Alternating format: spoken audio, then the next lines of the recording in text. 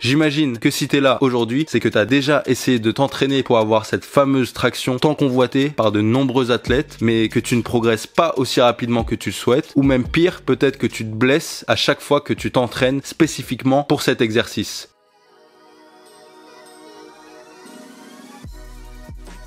Le programme se base sur une gestion pointilleuse de l'intensité, du volume, de la fréquence d'entraînement et de la récupération. Beaucoup font l'erreur de ne pas être patients. Ils veulent vite réussir le mouvement, donc ils augmentent la fréquence d'entraînement en s'entraînant parfois jusqu'à 5 fois durant la semaine, tout en augmentant le volume total d'entraînement spécifique à la traction à un bras sur chaque séance. Certains s'entraînent 2 à 3 fois par semaine spécifiquement à la traction à une main, mais font l'erreur de trop vite switcher de la traction normale à l'apprentissage très spécifique de la traction à un bras sans que leur corps soit préparé pour un mouvement aussi stressant. Une mauvaise gestion de l'intensité, de la fréquence ou même du volume d'entraînement peut entraîner des blessures, notamment des tendinopathies au niveau du coude, car la traction à un bras est un des exercices qui provoque le plus de blessures. J'ai moi-même expérimenté les blessures et le manque de résultats en commettant beaucoup d'erreurs jusqu'à ce que je trouve la méthode qui fonctionne et qui me permet de progresser sans douleur.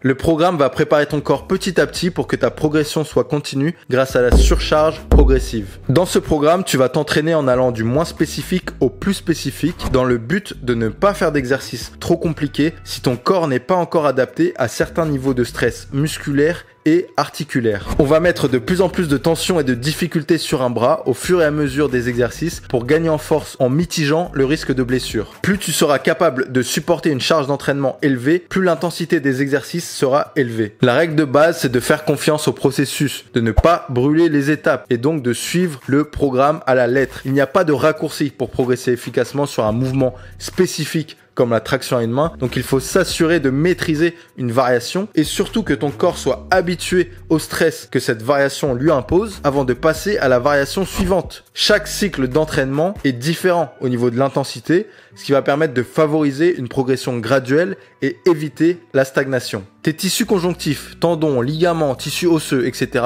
ont un temps de régénération et de réadaptation bien plus long que tes tissus musculaires et c'est pour ça qu'il faut faire très attention. L'entraînement est un facteur de stress pour notre corps. Notre pic de performance, on le sait, arrive quand on atteint un niveau de stress pertinent, mais si on s'expose trop au stress, on fait face à l'effet opposé. Tu vas devenir moins performant avec du surentraînement et tu vas risquer la blessure. L'entraînement et le stress engendrent des adaptations structurelles et neurologiques. Tout ça pour te dire que j'ai conçu ce programme pour imposer le bon niveau de stress au bon moment avec une méthode progressive. Chaque cycle d'entraînement va durer entre 3 et 6 semaines pour créer l'adaptation souhaitée en exposant un niveau de stress différent sur le plan des tissus et sur le plan nerveux pour chaque cycle. En plus de l'échauffement spécifique, on va profiter de chaque début de séance pour travailler aussi la mobilité avec un travail articulaire. On va se concentrer sur l'amélioration de la fonction des articulations qui sont sollicitées lors du mouvement de la traction à un bras. En gros, le but va être d'améliorer le fonctionnement de l'épaule, du coude et du poignet. Si tu suis le programme en ayant une bonne hygiène de vie,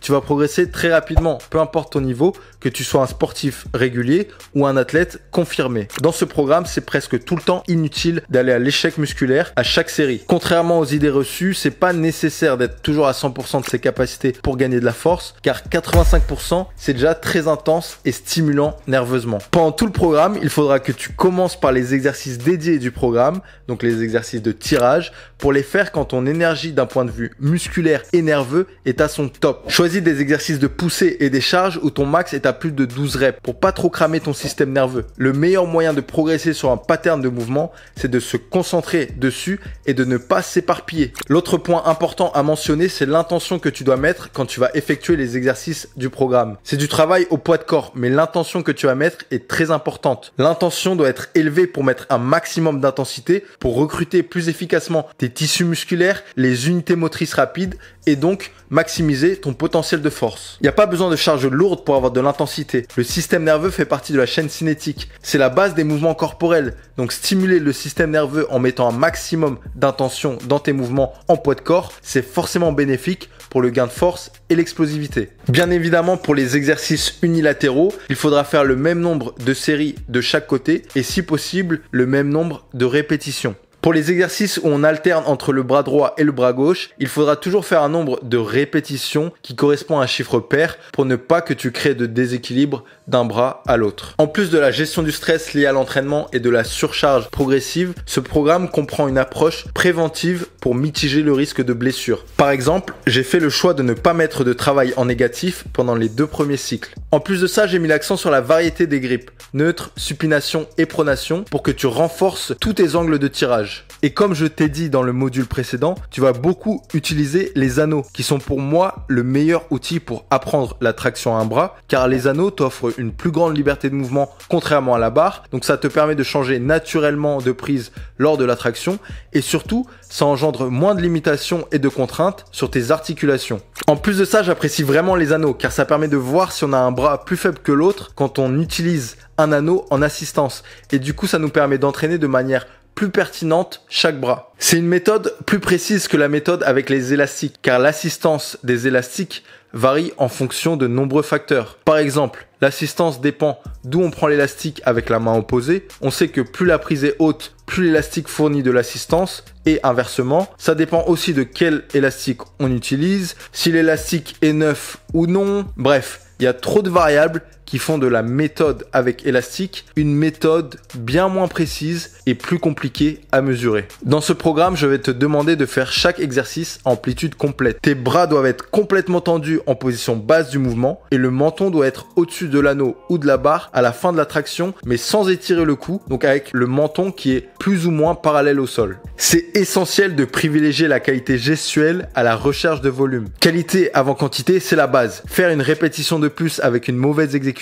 n'est pas bénéfique pour ton corps et ça augmente le risque de blessure. Ce programme se base sur la surcharge progressive pour t'assurer que tes tissus soient prêts à faire face aux contraintes spécifiques de chaque exercice au moment où tu vas devoir les exécuter. Donc c'est primordial de respecter les amplitudes complètes. Les contraintes vont augmenter en même temps que ton corps va s'adapter pour que tu progresses en toute sécurité. Tu constateras que le programme prévoit des semaines de deload. Les semaines de deload, c'est tout simplement des semaines de récupération active. C'est très important pour permettre au système nerveux central, aux muscles, aux tissus de récupérer du stress des entraînements précédents pour prévenir le surentraînement. Même en augmentant progressivement le volume et l'intensité des exercices au fil du programme, c'est important de laisser à notre corps des périodes pour vraiment récupérer et mitiger le risque de blessure. La mise en place d'une semaine de récupération active toutes les 4 à 6 semaines booste l'amélioration des performances globales sur le long terme, donc il faut absolument pas les supprimer du programme.